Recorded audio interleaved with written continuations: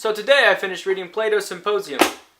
For those of you who don't know, Symposium is a dialogue, the genre in which Plato composed all of his philosophical writings, between a number of significant Greek figures, including Phaedrus, Pausanias, Eryximachus, Aristophanes, Agathon, and of course, Socrates, meeting for a symposium, a drinking party, and delivering eulogies to Eros, love. Inevitably, the first lot of them just heap praise on love as if it's the best thing since sliced bread, but they didn't even have sliced bread back then.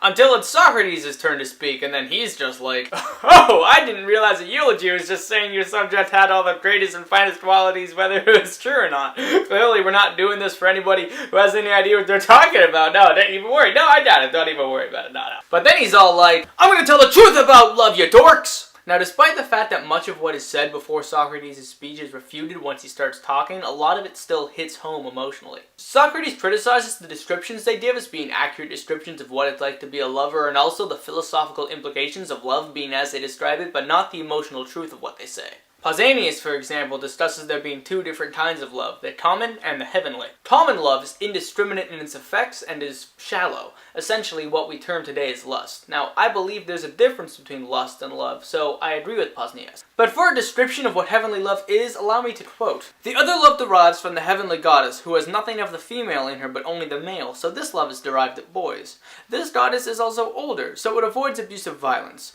That's why those inspired by this love are drawn towards the male, feeling affection for what is naturally more vigorous and intelligent."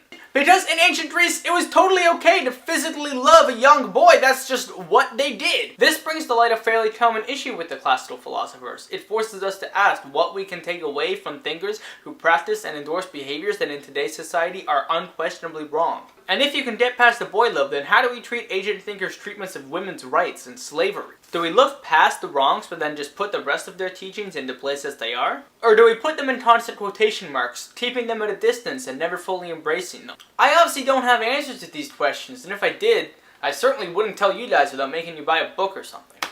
You'll see me tomorrow.